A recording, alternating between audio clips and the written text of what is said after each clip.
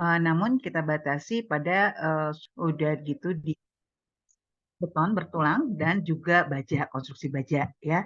Nah, seperti saya bilang, hapunten, jujur mata kuliah ini baru ya, relatif baru. Saya baru upload, bukan baru upload, baru ada paling baru 2-3 tahun lah inilah ya, karena sebelumnya nggak ada mata kuliah ini.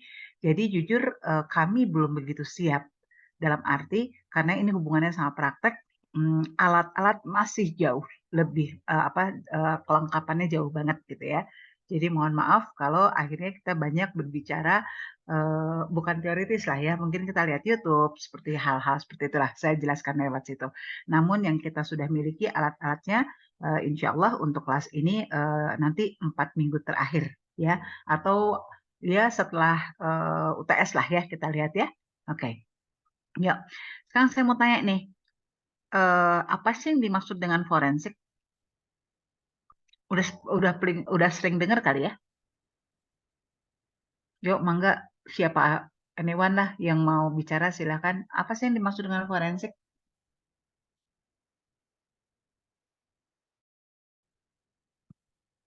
Ya udah nih, saya keluarin ya.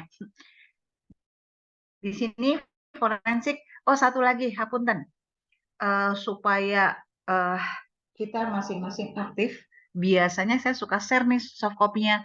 Tapi kayaknya enggak deh, mendingan kalian kalau minat, kalian screenshot aja atau foto ya. Oke, jadi saya nggak akan memberikan soft copy. Jadi kalian proaktif sendiri ya. Oke.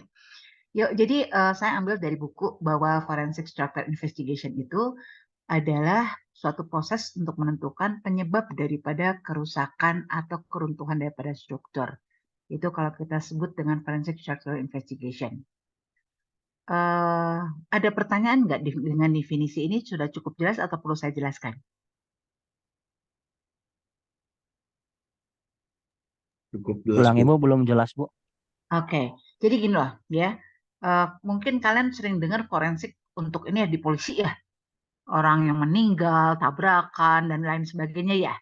Itu kan mereka lakukan forensik, artinya mereka ingin mengetahui apa sih penyebab kematian itu, atau istilahnya kalau kita di bangunan, apa sih penyebab kegagalan atau keruntuhan suatu bangunan.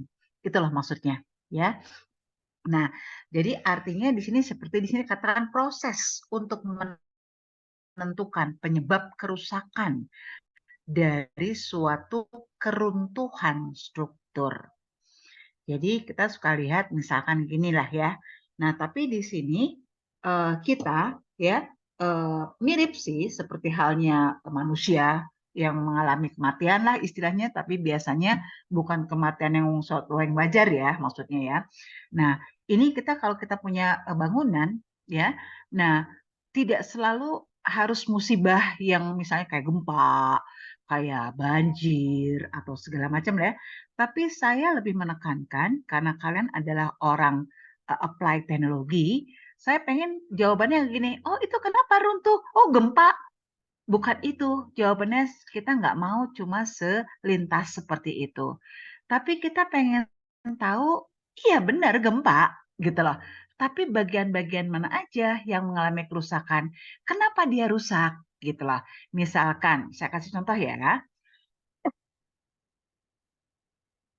Lagi gempa tsunami Aceh, kalian umur berapa ya? Udah ada belum? Tak, sempat tahu nggak? 2004 kalau 2000 nggak berapa ya? salah. 2004? Kalian kelahiran berapa rata-rata? 97, Bu, paling tua Oke. kayaknya. Oh, berarti udah udah nyadar, udah tahu apa masih SD, SMA, umur seberapa? SD, Bu, Ya, SD, SD. Bu. Oh, SD, oke ya. SD, Bu. Nah, tapi intinya dokumentasinya mudah-mudahan masih ada kok di Google ya. Kalian bisa lihat apa yang terjadi ya. Nah, saya kasih contoh gini ya. Jadi waktu itu ada gempa dan tsunami. Nah, kalau kita perhatikan ya, kita lihat apa yang terjadi itu hampir banyak banget entah ya lebih dari 50% lah ya. Itu bangunan gedung-gedung pada runtuh. Nah, tapi menariknya adalah sebagian kecil bangunan tuh dia masih eksis. Udah gitu misalkan gini, dia nggak kerusakan, kerusakannya minim banget, minor banget. Tapi malah bangunan itu seperti seperti apa berpindah. Jadi seperti ada yang ngedorong, tanpa kehancuran yang signifikan. Tapi ada juga benar-benar runtuh, hancur sampai istilahnya orangnya tertimpa oleh bangunannya sendiri, misalkan seperti itu. Tapi ada juga suatu bangunan ya yang maksudnya contohnya aja dia ada beberapa masjid ya itu bisa dikatakan masih pada berdiri gitu loh ya. Yaitu walau alam ya, tapi kalau kita point of view dari struktur, kita bisa melihat, oh ternyata pas dilihat itu bangunan-bangunan masjid yang berdiri itu kebanyakan dia elemen struktur kolomnya banyak dan menyebar gitu loh. Dia kecil-kecil tapi banyak dan menyebar gitu loh. Itu yang kita investigasi caranya begitu. Kenapa ya? Kenapa kenapa dia survive gitu loh? Karena apa? Karena beban gempa yang terjadi terhadap bangunan masjid tersebut dia terdistribusi merata, ditahan oleh kolom-kolom yang menyebar banyak gitu loh. Oh enggak, kalau apa bangunan satu cuma empat biji ujung-ujungnya aja kolom tapi gede-gede.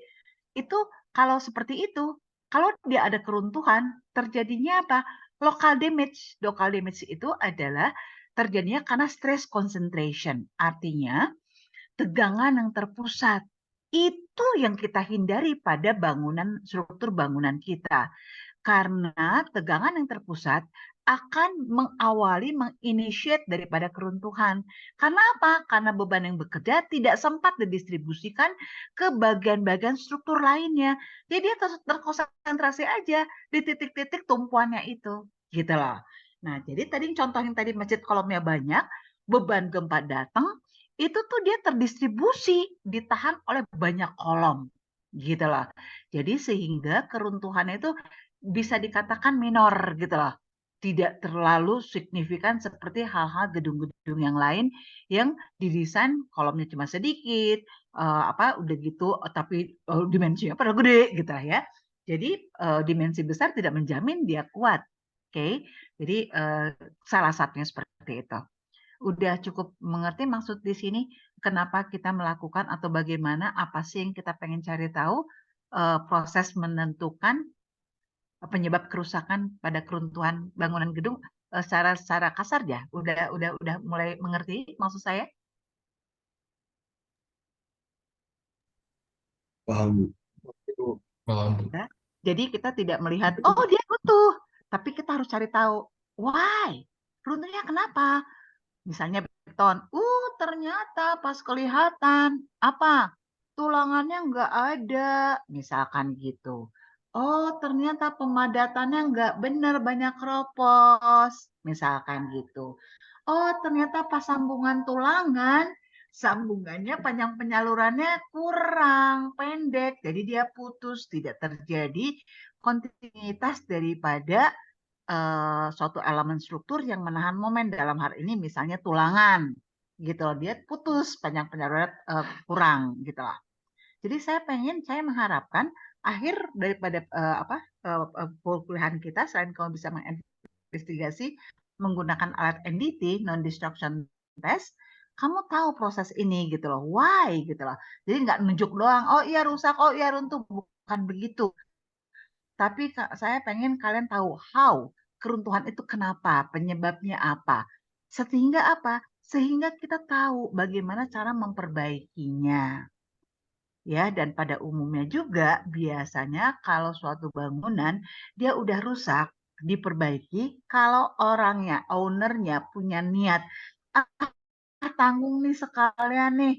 Saya punya duit nih. Udah gitu, oh ternyata asalnya 2 lantai, pengen dinaikin jadi 3 lantai. Artinya kita harus melakukan namanya repair and retrofit. Yang kemarin-kemarin kita udah coba ya, yang semester lalu ya. Kita udah bahas sedikit tentang repair and retrofit, betul kan? Betul, Halo? Bu. Ya, nah sama. Nah, cuma kalau kemarin kita repair and retrofitnya pakai FORP atau pakai steel jacketing dan segala macam. Nah, kalau ini adalah kita pengen tahu penyebabnya. Jadi bukan kita langsung menyelimuti aja seperti jacketing, tapi kita harus menyelesaikan dulu, memperbaiki kondisi yang ada, kembali kondisinya ke keadaan awal saat dia dibangun. Setelah itu terserah mau ditingkatkan ya tinggal di retrofit, meningkatkan kapasitasnya. Intinya seperti itu. Sebentar, saya jadi lupa. Saya takutnya saya mengulang. Saya pernah nggak ngajarkan kalian menggunakan file yang ini? Saya khawatirnya saya udah pernah. Saya banyak banget kelas yang saya ajar. Sorry, kamu udah pernah saya bahas tentang file yang ini belum? Belum, Bu. Belum, oke. Takutnya udah kan nanti kamu bosan, dia nggak? Berarti kalau belum kan saya cari yang lain. Oke, berarti saya lanjut ya. Oke, untuk definisi ini untuk ya istilahnya introduction lah ya. Sudah bisa mulai dimengerti walaupun nanti sepanjang jalan kita bakalan ulang lagi ya, dalam. Oke ya, kalau gitu kita bahas selanjutnya ya. Oke, jadi ini saya merujuk dari suatu paper ya dan suatu buku, tapi saya lupa punten, saya lupa nggak nulis source-nya, harusnya saya tulis source-nya ya, karena ini udah kumulatif sih ya saya. Nah, ada salah satu mereka membuat suatu kategori untuk melakukan investigasi forensik struktur. Nah, di sini dia katakan ada namanya kategori pertama. Apa itu maksudnya kategori pertama? Kategori pertama adalah investigasi yang merupakan penyelidikan secara besar dan sangat komprehensif yang dilakukan oleh pihak keamanan. Nah, tujuan investigasi ini untuk belajar dari kegagalan. Lalu pembatasan penyelidikannya semua aspek, bisa teknis, bisa manusia, dan organisasi. Lalu investigasinya memiliki cakupan yang sangat luas dan tim investigasi akan terdiri dari multidisiplin yang menyelidiki kegagalan mengakibatkan keruntuhan, korban jiwa, dan merupakan contoh dari suatu masalah yang signifikan dalam dunia konstruksi. Jadi maksudnya gini, jadi kategori 1 itu ini biasanya dilakukan awal sekali kita melakukan investigasi forensik struktur. Di sini semua multidisiplin, semua orang-orang terkait atau instansi terkait ya turut turun tangan. Artinya di sini nih kayak tadi di sini apa coba nih? Teknis, manusia, organisasi. Maksudnya teknis itu caranya ya. Misalnya ada yang kita di foto-foto tuh, wah kejadiannya keruntuhannya, kerusakannya seperti apa gitu ya. Korbannya apa? Kalau udah ada korban, ya misalnya manusia itu polisi turun tangan, benar nggak? Polisi turun tangan, orang rumah sakit turun tangan, kedokteran, kesehatan, asuransi juga turun tangan, ya kan? Nah, itu organisasi di sini pengacara turun tangan, pengadilan turun tangan, maksudnya di situ. Jadi benar-benar kategori pertama tuh luas banget dan biasanya belum terlalu detail ke arah struktur. Forensik strukturnya belum, karena dia baru keseluruhan. Biasanya cuma foto-foto, biasanya cuma kalaupun ya soalnya kan biasanya di sini owner belum nunjuk secara spesifik atau secara serius ya nunjuk si konsultan forensiknya sama nih, biasanya belum ya. Jadi kasarnya mah baru ya namanya juga pas waktu kejadian gitulah ya. Jadi begitulah ya. Jadi tidak ditunjuk secara gimana. Biasanya seperti itu. Udah gitu di sini tadi cakupan sangat luas ya tuh investigasinya dari multidisiplin seperti tadi saya katakan. Udah gitu ya itu biasanya yang tadi saya sudah katakan kegagalannya mengakibatkan keruntuhan tuh apa sih gagalnya misalnya gedungnya runtuh karena apa? Karena gempa. Nah, gedungnya ada kerusakan kenapa? Itu ada pesawat yang jatuh ambruk kena bangunan misalnya kayak gitulah ya. Jadi biasanya penyebab-penyebabnya terlalu umum, tidak spesifik. Korban jiwa dan lain sebagainya ya. Kira-kira. Untuk slide ini ada pertanyaan?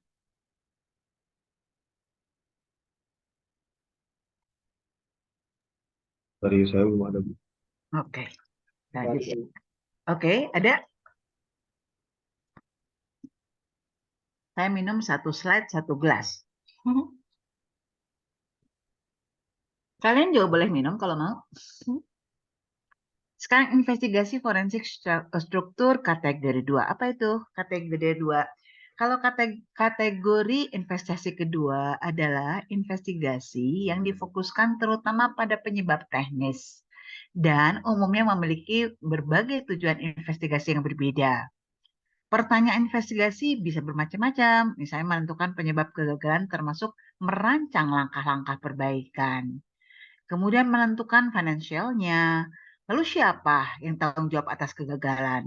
Lalu mengevaluasi keselamatan struktural, dan kategori kedua dapat dibagi menjadi beberapa jenis perusahaan yang melakukan penyelidikan forensik struktural yang bervariasi dalam ukuran, tujuan, dan jenis klien. Jadi seperti tadi saya katakan, kategori 1 tuh istilahnya mah baru awal banget gitu ya, istilah mah baru kejadian, wah langsung si owner tunjuk-tunjuk, mungkin malah si ownernya belum nunjuk-nunjuk, itu mah secara spontan aja, polisi datang, ambulans datang gitulah, itu mah pemadam kebakaran datang, SHAR datang, misalkan seperti itu. Jadi bisa dikatakan tidak ada penugasan langsung ya. Nah, tapi kalau kategori sudah mulai kategori 2 ya, di sini sudah mulai bagaimana melakukan forensik investigasi ini yang mulai serius lah istilahnya ya. Jadi betul-betul tertata lah gitu ya, terencana. Makanya di sini dikatakan bahwa di sini nanti yang investigasinya juga pihak-pihak yang berbeda, tapi masih sama ya, multidisiplin masih sama. Artinya di sini menentukan penyebab kegagalan termasuk merancang langkah perbaikan, artinya jadi tadi mungkin lagi awal udah tahu sih sebetulnya kegagalan walaupun belum detail. Yang kedua ini sudah turun nih, misalnya konsultan forensik struktur ya, dia sudah mulai ditugaskan. Tuh di sini dia mulai bikin proposal kasar. Jadi kira-kira nih nanti hasilnya dari yang kita ketahui kegagalan-kegagalan kerantuhan itu apa aja yang mau diperbaiki. Nah ini udah jelas owner turun tangan. Hubungannya apa sama duit? Dia nggak punya uang berapa untuk memperbaikinya. Apakah nggak punya duit ya berarti dipospon dong perbaikannya. Misalkan seperti itu ya. Jadi makanya di sini hubungannya ada nanti owner pasti hubungannya adalah si konsultan investigasi hubungannya sama owner ya. Lalu nah, si polisi bakalan nanya nih, siapa yang tanggung jawab nih atas kegagalan ini? Apakah kontraktor yang dulu buat? Kalau tiba-tiba runtuh ya, kita dengar ya, akhir-akhir tahun ini, beberapa tahun terakhir ini banyak sekali ya bangunan yang lagi dibangun, under construction, atau yang udah jadi, tiba-tiba kejadian keruntuhan. Mudah-mudahan di proyek kerjaan kalian nggak ada kejadian. Ada kejadian pada kerja, ada keruntuhan, kegagalan struktur? Saya pengen share dong, kalau ada. Udah nggak ada, Bu. Nggak ada, alhamdulillah. Mudah-mudahan nggak kejadian ya. Nah, udah gitu evaluasi keselamatan struktur. Jadi evaluasi keselamatan sama investigasi juga artinya adalah mau tidak mau ya namanya adalah progresif failure progresif kalau nggak salah namanya ya. Jadi maksudnya gini ya. Jadi kalau misalnya ada suatu bangunan misalnya dapat musibah lah ya, misalnya gempa atau apa kayak ya. Nah, kalau yang udah secara visual kamu lihat, kolomnya runtuh nih yang ini. Nah, ada sebagian lain enggak. Ih, baloknya mah kuat geningan atau platnya oke. Nah, kamu jangan lalai, maksudnya jangan dianggap itu oke. Semua yang terkait kamu harus periksa existing kondisinya sekarang. Kenapa kita khawatirkan ada terjadi progressive failure? Jadi maksudnya gini, apalagi kalau di gedung, ya, istilahnya kamu ingat nggak sih kalau kita di gedung ada namanya strong column weak beam. Pernah dengar Bu. istilah itu? Bu. Ya, artinya kalau di gedung, prinsip kita ngedesain struktur gedung, kita harus kolom yang jauh lebih kuat daripada balok. Atau dengan kata lain, kalau suatu saat dia runtuh, kan kita udah, ya maksudnya kan kita udah ikhtiar ya, ngedesain dan melaksanakan pembangunan. Tapi kalau kejadian runtuh, maunya kita, yang runtuh itu jangan kolom. Kalaupun kolom yang terjadian, biarin dia belakangan. Gitu loh. Karena kalau kejadian kolom, ya sama, nanti saya ada foto-foto ya, yang Aceh tuh ya. Misalnya gedung nih, satu kolom, kalau nggak salah saya dapat foto ruko apa ya, satu kolom runtuh, tahu nggak? Besoknya ngerambat semua kolom-kolom pinggir-pinggirnya pada runtuh juga. Kamu ngebayangin meja kamu nggak kamu ada deket meja kamu, meja yang kolomnya atau ada 4 kolom yang menahan meja itu. Kamu kebayang? Kalau satu kolomnya potong, nggak ada kolomnya, kakinya, meja kamu masih bisa berdiri dengan baik nggak? Tidak, Bu. Enggak, kan jadi pincang ya, ambruk. Tapi kalau salah satu baloknya kan ada 4 sisi tuh, misalnya meja sederhana. Baloknya satu aja nggak ada. Masih bisa kamu pakai nggak mejanya? Masih bisa. Masih, Bu. Iya nggak? Karena dia masih stabil lah istilahnya. Oke, jadi kalau di gedung itu yang paling kritis adalah kolom. Oleh karena itu kita mengenal strong column weak beam kalau untuk kita ngedesain gedung. Nah, jadi sekali lagi, jadi saat kita menginvestigasi, please jangan menginvestigasi atau melakukan penelitian ya dengan soksama hanya untuk yang runtuh-runtuhnya doang. Di sekitarnya juga kamu harus cek, takutnya nanti progresif. Jadi apa? Ikut-ikutan gitu loh. Progresif itu naon bahasa bahasa Indonesia naon progresif itu apa? Apa sih bahasa Indonesia progresif? Sebenarnya pada canggih. Anak sekarang katanya bahasa Inggrisnya oke banget. Naon sih progresif teh? Menerus gitu? Kelanjutan, Bu. Benar-benar. Good, good. Ya, ya, thank you. Berkelanjutan, progresif teh berkelanjutan. Jadi kalau kita SMA mah saya ingat kayak momentum gitu ya. Satu kena ngajejer gitu ya, kena ya. Nah, ya betul, benar ya. Nah, jadi itu ya. Oke. Untuk slide ini ada yang mau ditanyakan?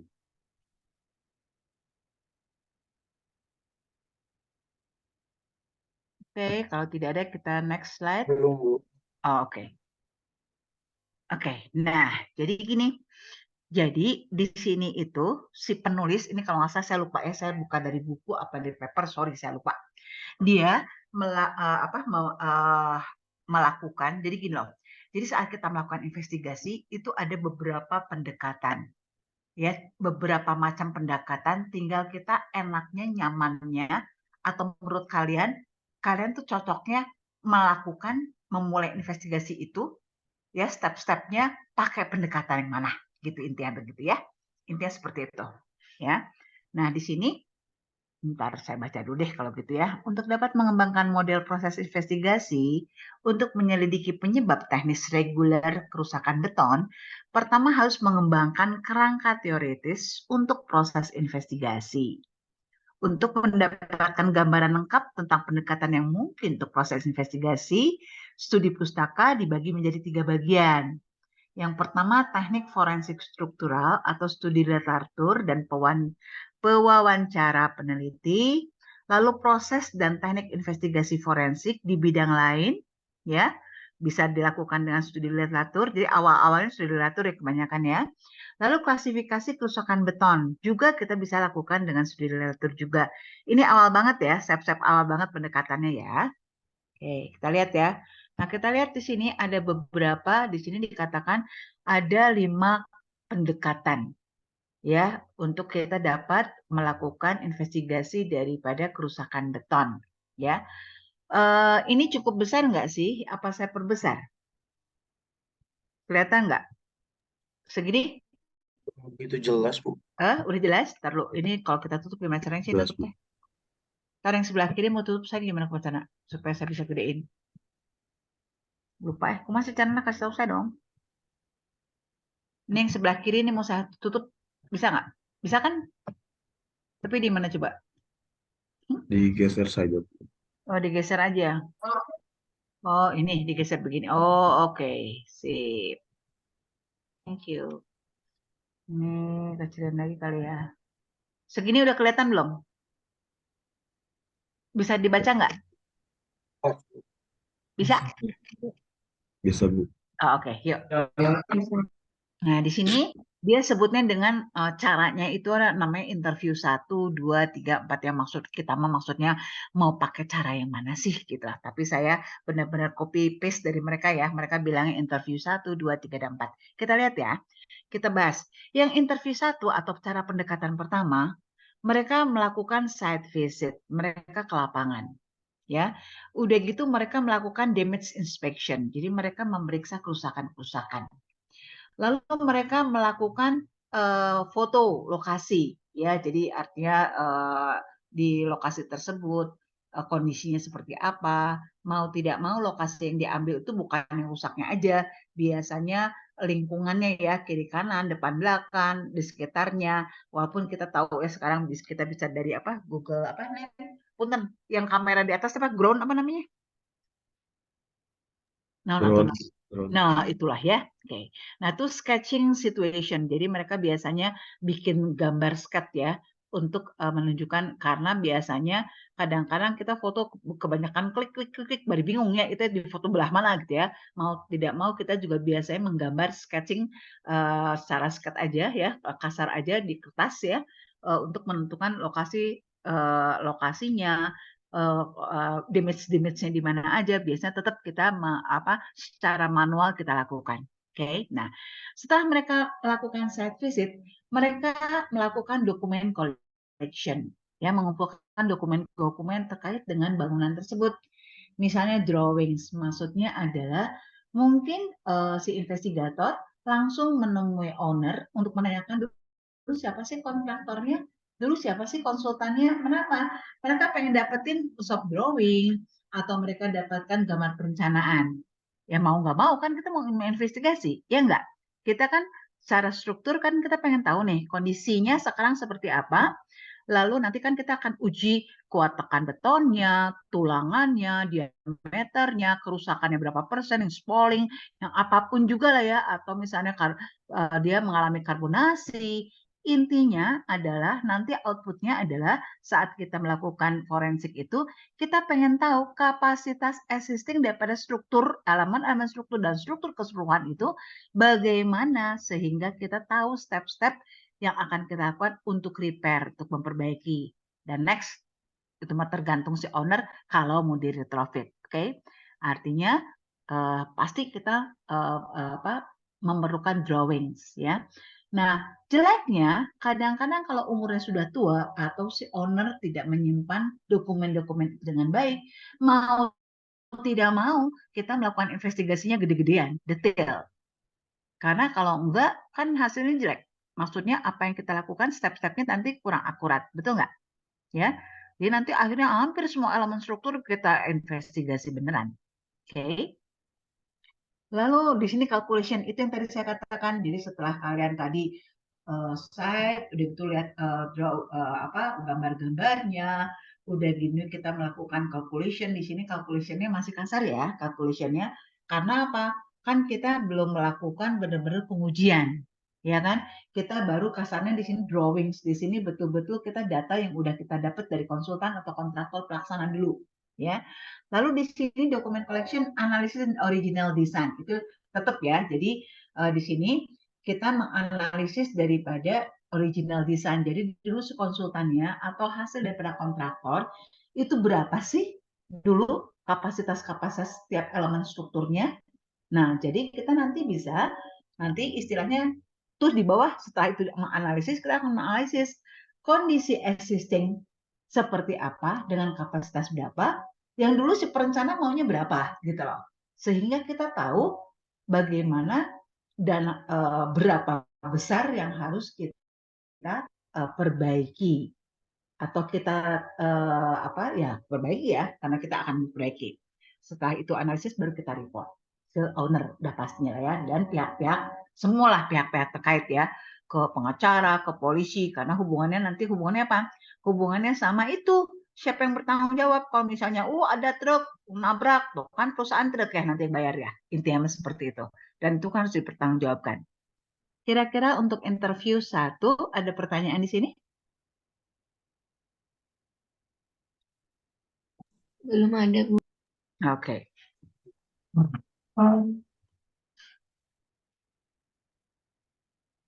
Kan kita lanjut dengan interview 2.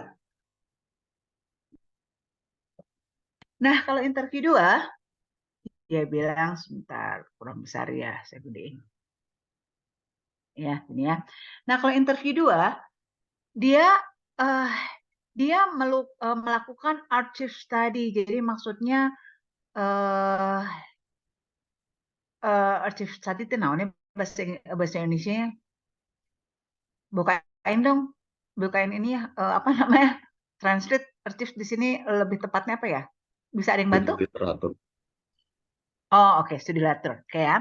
Nah, di sini dia mainnya mulainya di studi literatur. Si investigator itu udah maksudnya gini loh, studi literatur tuh gini. Setidaknya kayak tadi, oh ini building ya? Oh building kalau kata studi literatur dia harus strong column weak beam. Nah bener nggak ya? Nanti kan udah ini kan dia inspeksi nih ya. Bener nggak ya? Yang runtuh itu adalah bukan kolomnya, oh tapi dia baloknya duluan yang runtuh, oh atau platnya yang jebol. Nah jadi kamu udah tahu, wah kalau kolom yang runtuh, wah kamu udah kebayang, wah ini kayaknya progresif deh failure-nya gitu. Jadi hal-hal itu maksudnya kita mengetahui studi literatur itu seperti itu. Atau kasarnya studi literatur di sini adalah maksudnya gini, kan orang yang melakukan investigasi keruntuhan daripada struktur bangunan itu kan bukan kita baru pertama, benar nggak? Kan banyak.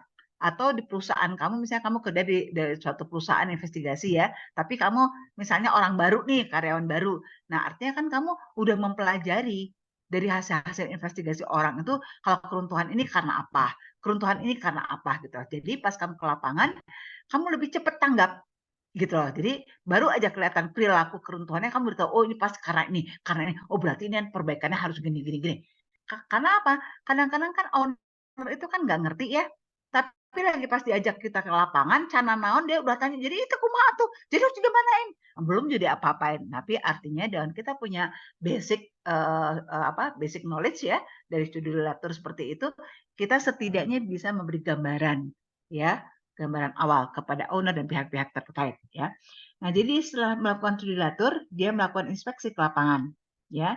Nah, dia itu yang kita katakan tadi checking archive study data. Jadi maksudnya kita mencoba mendapatkan data-data yang ada dari tadi studi literatur yang kita dapatkan. Oh, ternyata kalau kerusakan ini saya harus nguji ini gitulah. Misalnya tiba-tiba dia runtuh gitulah ya, nggak ada gempa, nggak ada apa, tiba-tiba runtuh. Itu apa sih yang harus dilihat? Oh, kamu lihat, ternyata pas kamu tanya, dia misalnya, bangunannya udah segenap puluh tahun, tiba-tiba dia runtuh. Tuh kamu lihat, oh berarti mungkin karena chemical, oh karena lingkungan, oh karbonasinya tinggi, misalnya seperti itu, ya. Nah, udah gitu, jadi itu kembali lagi ya, itu baru kasaran ya, ngecek-ngecek seperti itu. Lalu baru dia langsung menginspeksi kerusakan-kerusakan terjadi.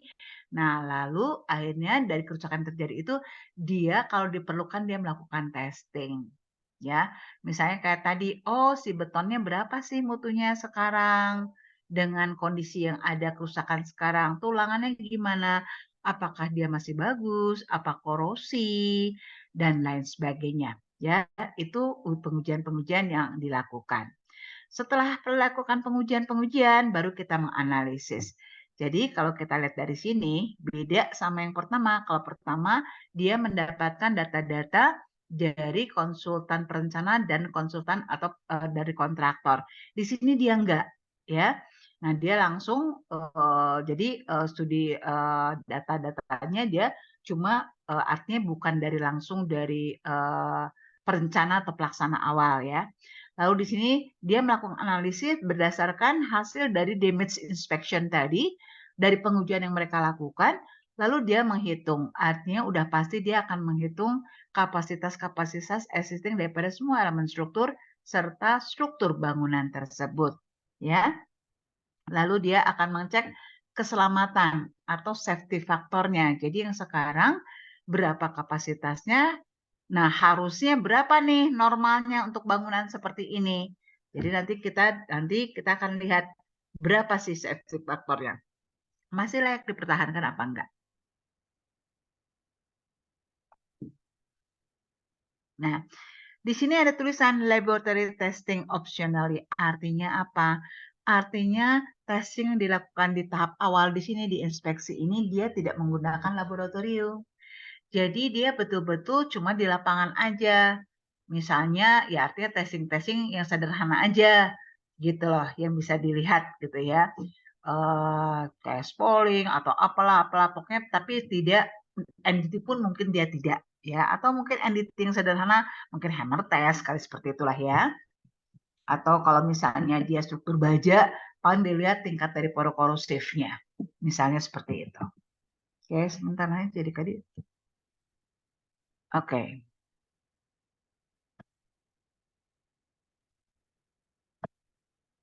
Hmm.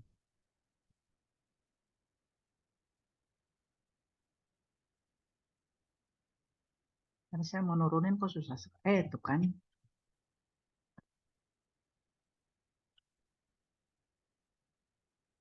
Nah, udah gitu pada interview kedua ini setelah mereka melakukan analisis, conclusion baru dia report.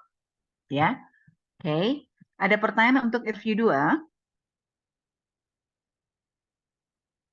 Nanti intinya kamu perhatikan, intinya kita akan membandingkan ya dari 5 tipe interview ini atau step daripada proses investigation ini, menurut kamu mana yang lebih baik atau terbaik yang menurut kamu yang akan kalian pilih ya. Oke, kita lanjut ya dengan interview 3.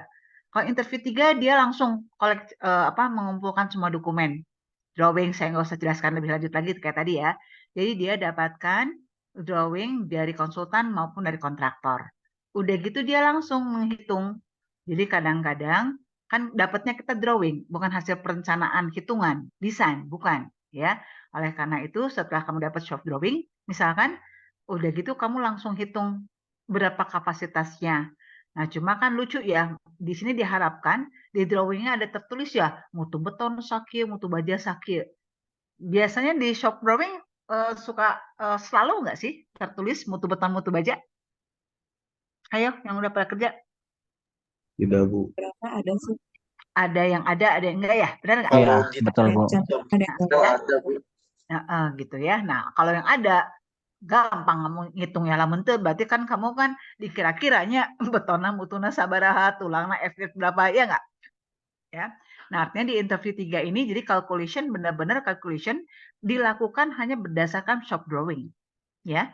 Karena dia kan belum site vision, ya kan? Bukan site visit belum ya. Udah gitu dia melakukan detail analysis of damage element. Nah, udah dihitung, baru dia menghitung damage element. Nah, lucunya anehnya di dinya. Bayangin dia udah melakukan analisis detail daripada kerusakan, padahal dia belum ke lapangan. Hayo, tahu dari mana? Ya, ini juga saya agak bingung ya kenapa dia lakukan itu. Udah gitu baru dia analisis of elemen related yang tadi saya bilang takutnya progresif tadi ya. Oke. Udah gitu, udah mengumpulkan dokumen, udah gitu dia baru ke lapangan. Nah, udah gitu baru deh dia tanya si owner bagaimana ceritanya atau apa sih history daripada bangunan tersebut. Udah gitu dia juga melihat kemungkinan ya distribusi gaya-gaya mengakibatkan kerusakan-kerusakan elemen. Seperti tadi saya katakan, apakah kolom yang ditabrak oleh truk, kemana aja relate-nya kerusakan, atau apa-apa, cintanya seperti itulah ya. Tuh damage inspection, udah gitu, tuh dia juga melihat kondisi sekelilingnya. Oke. Udah gitu juga di sini juga harus diperhatikan kerusakan-kerusakan yang minor gitu lah ya.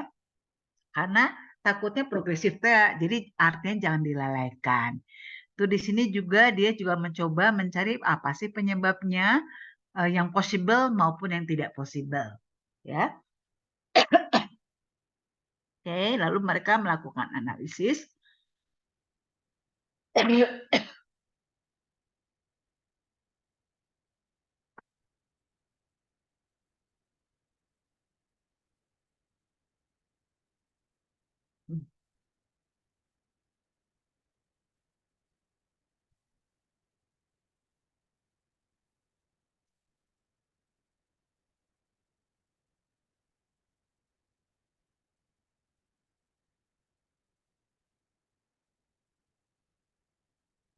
Mereka melakukan analisis, baru mereka mereport.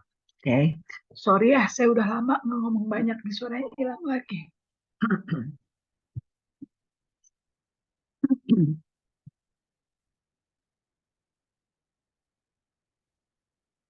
Oke, kita lanjut ke interview 4. Di sini kalau interview 4, dia langsung ke site visit. Ya, udah gitu dia dia melihat inspeksi kerusakan-kerusakan terjadi. Lalu dia menginterview saksi-saksi di sekitar situ yang menyaksikan proses keruntuhannya.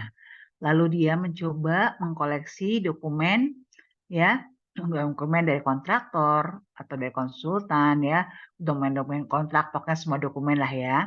Lalu juga dia menginterview kontraktor yang dulu melaksanakan. Lalu di sini dia membuat organisasi daripada nanti proses daripada kemungkinan yang terlibat tuh siapa-siapa aja dan bagaimana. Nah, di sini ternyata dia setelah ini dia tidak melakukan apa-apa, langsung keluar hipotesis. Ya, hipotesis itu begini, hipotesis itu kita melakukan suatu pernyataan kemungkinan tuh kayak apa nanti gitu lah. Setelah kita investigasi ya, ini kemungkinan tuh kayak apa gitu lah. Bisa katakan kita kemungkinan perbaikannya kayak apa atau kemungkinan kalau tidak diperbaiki seperti apa.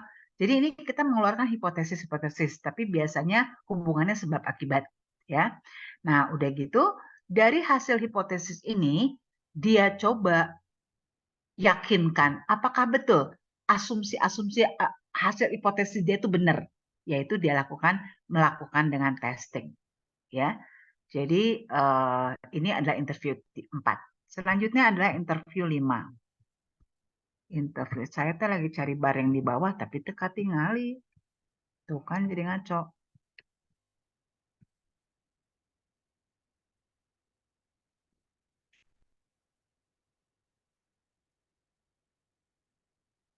Tuh nggak, saya lagi cari bar yang di bawah, tapi kok nggak kelihatan jadi susah.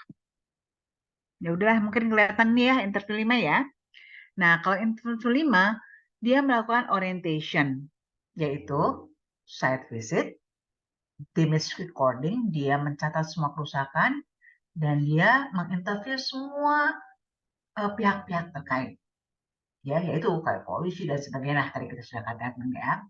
Nah, lalu mereka mencoba ya melakukan overview semua nih, dia kontraknya bagaimana, itu project dokumennya kayak apa, polisi asuransinya seperti apa, pokoknya semua lah. Arti kalau saya melihatnya ini adalah umum keseluruhan ya dia lakukan. Nah, baru dia lakukan secara detail ya. Mereka melakukan reconstruction of event kayak itulah ya, yang pembunuhan, rekonstruksi polisi ya, diulang-ulang kayak gitulah intinya mungkin gitu ya.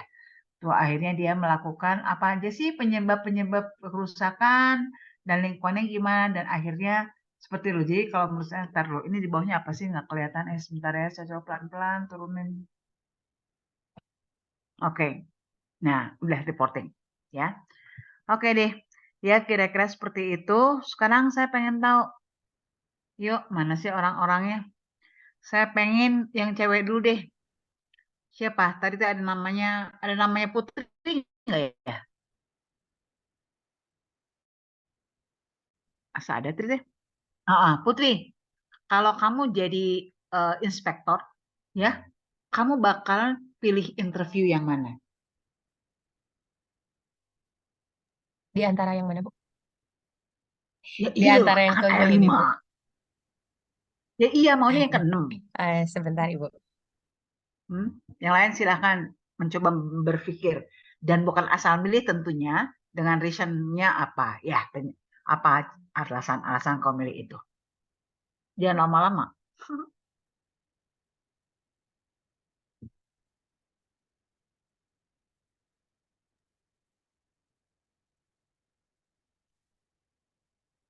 Bu, kalau saya boleh jawab, Bu. Bangga, siapa kamu? Sugiartono, Bu. Oke, Mangga, Sugiartono, silahkan. Kamu pilih yang mana? Kalau saya sih lebih milih yang interview 4 ya, Bu ya. 4. Oke. Dengan alasan Mm-mm. jika hasil report atau laporan yang butuhnya sangat urgent gitu, kayak interview 4 itu lebih cepat mendapatkan solusi kalau dari saya sendiri. Tapi kamu nggak akan bakalan ngitung, ngecek kapasitas, jadi tuh kamu nggak akan mikirin untuk selanjutnya apa ke owner, nggak. Kamu cuma benar-benar itu aja. Ya, kalau dari segi report yang urgensi ya Bu ya, Hmm. Nggak, maksudnya langsung di saat itu juga di lapangan. Kayak ibu bilang tadi kan, biasanya kalau onsite baru datang langsung nanya ini kenapa, ini kenapa, ini kenapa. Kayaknya interview 4 itu paling cepat. Eh, apa metode interview 4 itu paling cepat bisa dilakukan saat itu juga. Oke. Mangga yang lain silakan Iwan. Bu Feral boleh bantu jawab nggak, Bu? Oke, mangga bukan bantu, kamu aja yang Oh jawab. iya, oh iya izin menjawab, Bu ya. Kalau saya sih sebenarnya ada dua interview yang menarik bagi saya, Bu. Yang pertama itu interview nomor 2 dan interview nomor 5. Mhm. Kalau saya sebagai inspektor, saya bakal eh, bergantung dengan kebutuhan dari ownernya itu tadi. Apakah dia membutuhkan data yang secara struktural aja atau keseluruhan sampai ke apa namanya si kasus ini tuh diserahkan ke kita semua gitu. Yang saya lihat di interview nomor 2 itu kita bisa outputnya itu tuh bisa menghasilkan data secara teknis perhitungan penyebab kegagalan struktur tersebut. Cuman eh, si mungkin apa namanya si tanggung jawabnya itu nanti diserahkan ke owner gitu, siapa si owner ini mau melimpahkan tanggung jawab itu ke siapa. Jadi kita hanya sebatas untuk menghitung atau mencari tahu kenapa ini tuh gagal dan apa penyebab selanjutnya kalau misalkan ini tidak diperbaiki ya, seperti itu, Bu. Nah, kalau misalkan yang nomor 5 itu tuh kita juga sampai ke selain menghitung strukturnya juga sampai ke apa namanya kita yang menentukan siapa yang bertanggung jawab atas si kegagalan tersebut tuh. Jadi eh, mungkin menurut saya di antara kedua interview tersebut perbedaannya hanya di eh, banyaknya tanggung jawab kepada inspektor seperti yang ada di lapangan gitu, Bu. Mungkin. Oke, yang lain? Mangga, pengen denger yang cewek dong.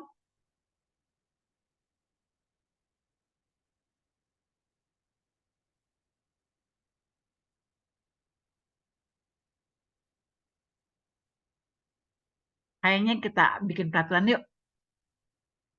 Saya akan menulis siapa-siapa yang ngasih respon. Jadi siapa yang ngasih respon, saya tulis artinya kalian dapat nilai nabung nilai. Gimana? Makanya aku dikasih hadiah wine baru ngomong. Boleh, Bu? Tadi siapa aja yang ngomong? Mm-mm. Tadi siapa aja yang ngomong? Feral, siapa tadi? Sugarto. Iya, sama Vera, Bu. Ya, sama Feral. Mana Feral itu nomor sabarnya? Oh ini dia, oke. Yuk, siapa lagi yang mau nilai? Mangga. Saya Bu, saya full Bu. Saiful, mangga, Saiful, mangga. Gimana menurut kamu Saiful? Kamu pilih yang mana? Eh kalau menurut saya, di antara kelima ini, saya lebih memilih interview yang ketiga Bu. Kenapa? Yang Hmm. pertama, sebagaimanapun kondisi project pasti kita perlu data dari projectnya itu sendiri. Meskipun itu dari sub drawing ya Bu. Nah sub drawing kan seperti yang kita ketahui ada yang ada detail mutunya, adapun yang tidak gitu. Nah kita pasti kalaupun memang ada yang perlu kita tanyakan ke kontraktor ya pasti kita tanyakan terkait mutu yang digunakannya itu sendiri Bu. Nah, selain itu juga yang interview tiga eh, menjadi pelengkap dari yang interview satu gitu. Kalau interview satu kan hanya data dari dokumen perencana baru dia analisis. Nah, tapi kalau dari interview tiga dia data yang dari lapangan, maksudnya hanya shop drawingnya dari lapangan dia analisis, kemudian dia site visit juga eh, hasil inspeksi di lapangan dia analisis juga gitu Bu. Jadi punya dua punya dua data untuk supaya bisa lebih kuat untuk hasil reportingnya. Seperti itu, Bu. Oke. Yang lain? Mangga. Yuk, dua orang lagi sebelum kita lanjut. Beneran nih, cewek nggak ada yang mau ngomong.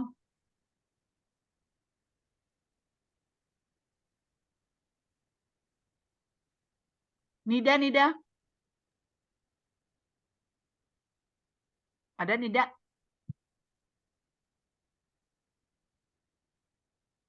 Ada Ibu. Kalau Nida, kamu pilih yang mana? Kalau saya lebih ke interview 2 sih, Bu. Kenapa? Iya, karena kan tadi berdasarkan apa sebelumnya itu mencari tahu dulu dari studi kasus sebelumnya dan apa literatur sebelumnya seperti apa, lalu dianalisis di lapangannya seperti apa gitu. Jadi apa ya? Saya merasa gitu lebih akan hasilnya lebih akurat di interview kedua gitu dibandingkan dengan yang lain karena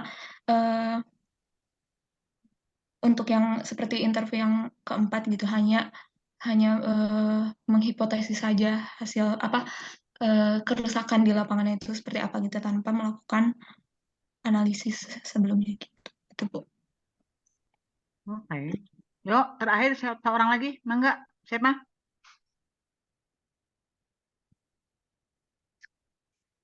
Saya izin Bu.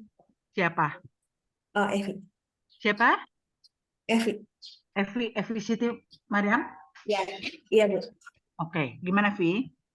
Kalau saya pilih yang interview 1 Bu. Why? Alasannya karena kita kan langsung infeksi atau visit ke lapangan ya. Terus melihat invasi kerusakannya, terus kita foto-foto dan sketching juga. Nah, setelah itu kita bisa membandingkan dari dokumen yang kita dapatkan dari kontraktor atau konsultan. Jadi ada perbandingan gitu yang kita lihat di lapangan dan juga dari arsip. Setelah itu kita langsung menganalisis existingnya. Kemudian kita bisa reporting. Oke, kira-kira masing-masing udah punya pilihan ya. Jadi gini, bentar saya lihat slide 7.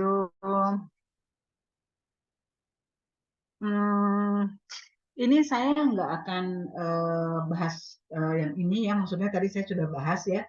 Kalian juga silakan kalau kalian mau foto. Ini maksudnya tadi karena saya kan udah baca ya, apa sudah jelaskan. Silakan yang tertarik silakan difoto aja karena saya mau pindah ke slide-slide lain. Kalau udah bilang ya. Sudah, Bu. Udah? Oke. Ini pembahasan tambahan aja sih, ya, apa-apanya. Udah?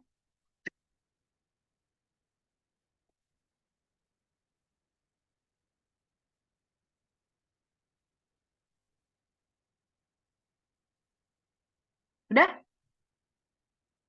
Sudah, Bu. Oke. Ntar ini ada berapa ya sebentar. Oke. Oke. Di sini dikatakan jadi gini. Untuk pertemuan pertama ini saya nggak akan lama-lama. Jujur ini suara saya sudah habis dari tadi.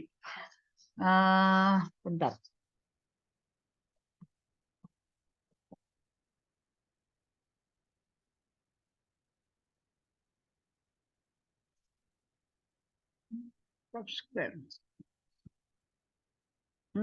Jadi gini ceritanya.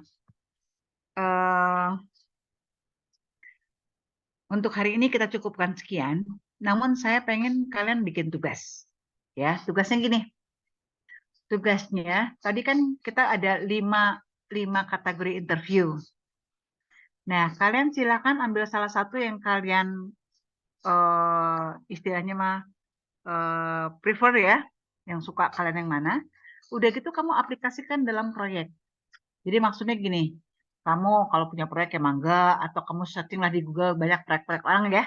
Tapi maksudnya proyek-proyek yang runtuh, yang mengalami kerusakan artinya yang memang wajar untuk diinvestigasi. Jadi saya maunya, jadi mau nggak mau ya nggak tahu lah ya kamu, kalaupun kamu dapat YouTube atau gimana, ya kamu foto aja, ya kamu foto, tuh kamu bikin ya kayak di paper gitulah ya, kamu foto kondisinya gimana kayak tadi kalau misalnya kamu pilih yang nomor 1, jadi kamu apa aja yang kamu dapatkan gitu ya. Yes, mudah-mudahan kamu dapat data yang cukup banyak gitu lah ya. Artinya yang mumpuni lah untuk kamu bahas gitu lah ya. Tapi saya nggak minta kamu, menganalisis, kamu ngitung ya. Enggak. Oke. Tapi jadi maksudnya, namun demikian, gini, misalnya yang untuk tugas pertama ini saya minta adalah bangunannya gedungnya gedung beton. Konstruksi beton bertulang. Karena apa? Sebisa mungkin mudah-mudahan bisa yang topik atau objek yang kamu ambil sekarang ini adalah untuk beberapa pertemuan kita ke depan. Jadi nanti minggu depan mungkin saya akan kita akan berbicara macam-macam jenis pada peruntukan pada beton. Misalnya ada honeycomb, ada spalling segala macam. Nah, itu ada nggak di proyek kamu? Gitu lah. Kalau ada nanti kamu foto, kamu zoom, dan itu kamu cari tahu kenapa itu kejadiannya. Apa karena waktunya udah tua atau apalah ada musibah ada apa. Jadi itu seperti tadi. Oke. Jadi kita berusaha kita sebagai investigator ya. Jadi dengan istilahnya data yang seadanya yang kamu dapat. Tapi ya please kalau bisa cari yang datanya lebih oke gitu lah ya. Yang enak kita menginvestigasinya banyak banget yang kita bicarakan. Kira-kira bisa nggak ya? Ya kan di Indonesia banyak banget ya musibah-musibah ya. Istilahnya bukan kita berharap ini ya, tapi mudah-mudahan terrecord gitu loh ada. Ya. Oke. Jadi gini, menurut saya kalau misalnya Bu gedung ternyata sedikit jembatan banyak enggak apa-apa karena kita mau melihatnya kan cuma proses kejadiannya aja. Ya enggak? Beton tuh kenapa? Jadi kita nggak ngomongin jembatan ini tidak deh. Kita pengen lihat prosesnya aja. Kerusakannya apa di betonnya gitu kan? Ya kan kita nggak peduli dia apa gitu loh. Apapun lah mau tower kayak apa pokoknya konstruksinya beton bertulang mau plat tegang mau enggak silahkan. Kira-kira mengerti tugasnya ya. Jadi saya minta gitu misalnya Bu ada YouTube ya udah YouTube-nya kamu screenshot aja kan ntar kamu di zoom gitu ya. Jadi jangan film bentuknya gitu lah. Bisa ngerti maksudnya? Nanti yang kamu perlu zoom ya kamu zoom gitu ya kamu jelasin apa sih kejadiannya apa yang kamu dapatkan ya kayak tadi interview mana yang kamu inginkan apa aja data-datanya dan sebagainya kira-kira bisa nggak ngerti nggak sih maksudnya ya saya berharap kamu dapat objek yang bagus ya untuk didiskus gitu lah ya oke ada yang mau ditanyakan ada yang mau didiskusikan Yuda ngerti Yuda Insya Allah Bu mengerti Bu. ada yang mau ditanyakan Kalau Bu boleh bertanya, gimana Sugiharto ada yang mau tanya kalau dari gedungnya sendiri itu kerusakannya tipenya harus struktural ya Bu?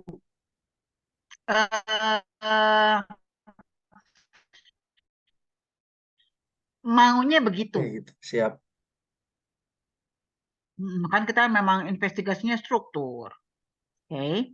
Namun demikian kalau misalnya sebatas spalling itu bisa struktur bisa enggak. Ya. Oke. Nah, itu maksud saya ya saya akan nilai kejelian kalian ya itu yang akan kita discuss. Nanti saya jelaskan oh itu termasuk struktur ini tidak. Gitu. Oke. Ada lagi? Terima kasih. Mudah-mudahan nggak sulit ya dapetinnya, tapi please cari yang bagus ya, objeknya ya. Bagus untuk dibahas maksudnya, ya. Oke, kalau tidak ada, kita akhiri. Udah gitu, seperti saya bilang, saya tunggu hari Sabtu ya, submit ya. Toh ntar kalau misalnya hari kerja, kamu kan udah kerja, ya kan? Oke.